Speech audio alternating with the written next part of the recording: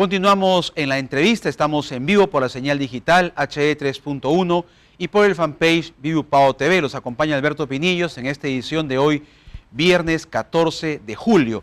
Y mañana vence el plazo para que la empresa privada y también el sector público puedan abonar a los trabajadores la gratificación y también el aguinaldo por fiestas patrias.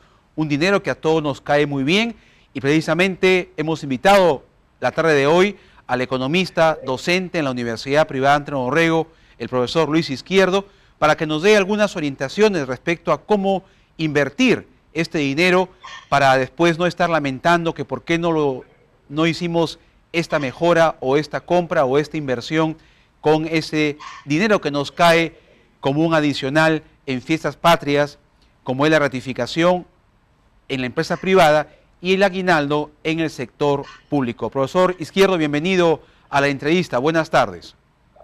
Buenas tardes, Alberto, y buenas tardes a todos los televidentes.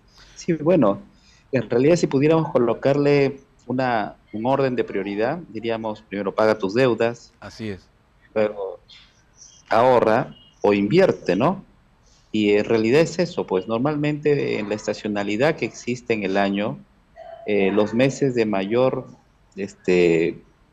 pago suelen ser julio porque utilizan la gratificación, y los meses de mayor consumo suelen ser diciembre porque utilizan la gratificación de diciembre.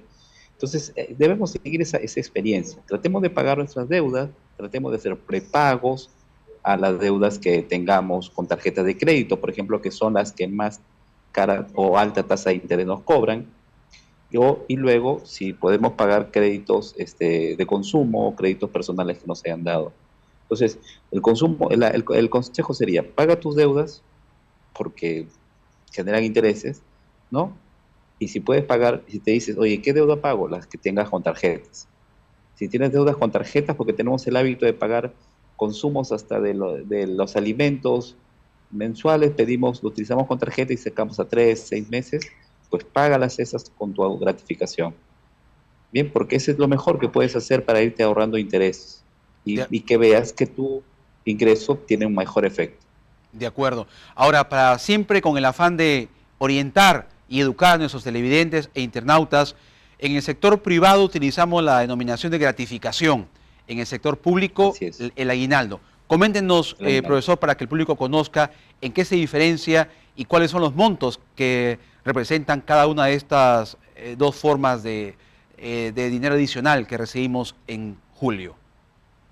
Bien, en el caso del aguinaldo, está dado por ley, ya está fijado que son 300 soles para este periodo de este julio, ¿no? Y en el caso de la gratificación, se dice, está ligado básicamente a los trabajadores formales, a los que están en planilla. Es por eso que se dice que la gratificación lo reciben 2 de cada 10 peruanos, ¿no? Esperamos con expectativa, pero sí, 2 de cada 10 peruanos recibimos la gratificación. Y la gratificación es un sueldo adicional al que te pagan normalmente en el mes de julio, pero con una característica especial, que lo que normalmente el empleador pagaba a Esalú, ya no lo paga Esalú, ese 9%, sino te lo abona a ti. Por lo tanto, si tú recibías, vamos a suponer, 1.000 soles de gratificación, 1.000 soles de sueldo en julio, en tu gratificación de julio va a ser 1.090. ¿Por qué? Porque esos 90 soles que antes le pagabas a Esalú, el empleador, ahora te lo va a pagar a ti. Eso sucede en julio y en diciembre. Por eso que ahora tú sabes que en julio y diciembre es tu sueldo por 2 más el 9% de la gratificación. Entonces es una oportunidad interesante, ¿no? Que lo podemos utilizar ese dinero de manera prudente. Ahora, ¿cuál es la situación? Por ejemplo, hay muchos ciudadanos que dicen o analizan de esta manera, está bajando el dólar, está a 3.60, 3.64, 63, y conviene en estos tiempos, profesor Izquierdo, de repente destinar parte de esa gratificación a comprar moneda extranjera como el dólar. ¿Es recomendable en estos tiempos o no? A ver, si es que luego de pagar mis deudas me queda un dinero, pues sí, es el momento, ¿no? Cuando menos dedicar una pequeña parte como un activo de refugio. Sí, claro, alguien podría decir, sí, profesor Izquierdo, pero ¿y si mañana baja a 3.50 o 3.40? Claro, recordemos que no podemos hacer o jugar mucho con el tema del tipo de cambio porque ese es un tema que no lo maneja ni el Banco Central de Reserva y que no sabemos qué podría pasar mañana con el tipo de cambio. Hoy en día está a la baja porque el dólar, la economía americana se está recuperando y ya no están subiendo las tasas de interés en Estados Unidos. Pero, ¿y qué pasa si mañana empieza a irle mal a la economía americana y empieza a cambiar todo y empieza a bajar o subir?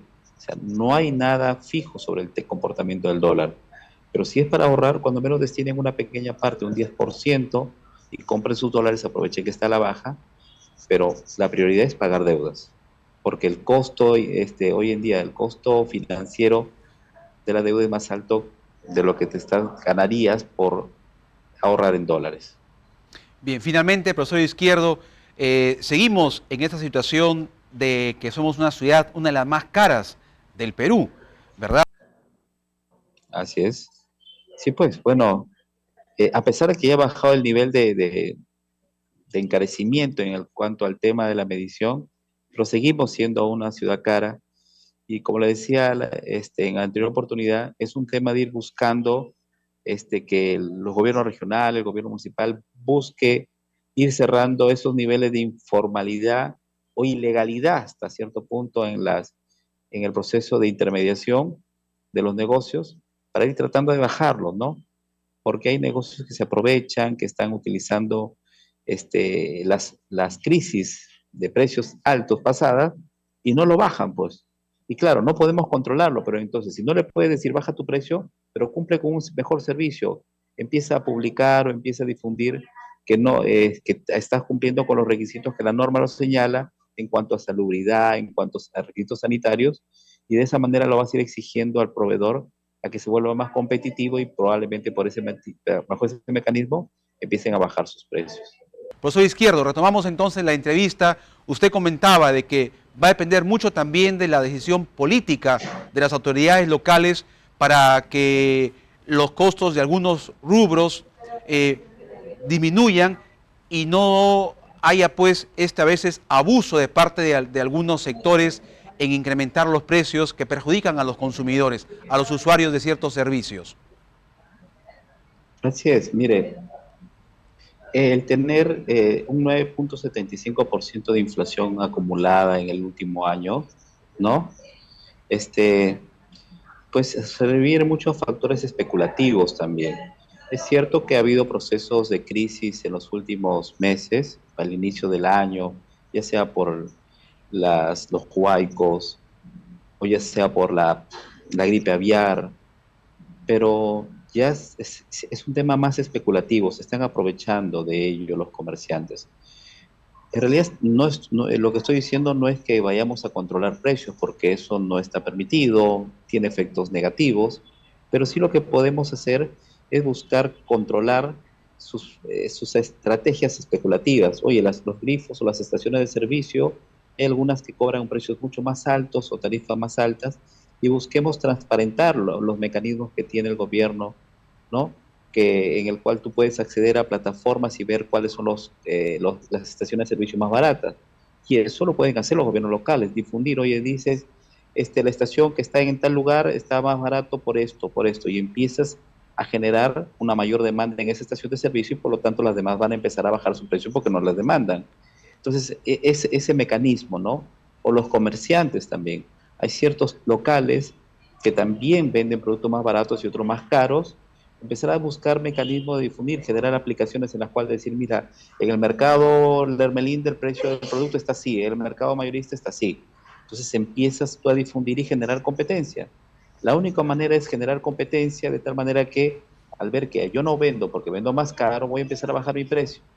Eso es lo que planteamos y eso requiere un poco de coordinación, desarrollo económico local, el área de producción del gobierno regional, para buscar transparentar y generar competencia en los actuales productores, ¿no?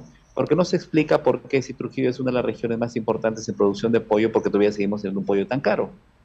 Algo está pasando ahí, ¿no? De acuerdo, muy bien. Esperemos entonces que haya una decisión de parte de las autoridades para poder atender aplicar estas acciones que usted ha recomendado en bien de la población. Muy amable el profesor Izquierdo por su participación en la entrevista. Muchas gracias. Gracias a ustedes. Vamos a ir a una pausa y regresamos con la última entrevista del día de hoy. Dialogaremos con la doctora Giovanna Lozano Graos. Ella es psicóloga y perita forense, para que dialoguemos sobre un tema también que nos preocupa como sociedad.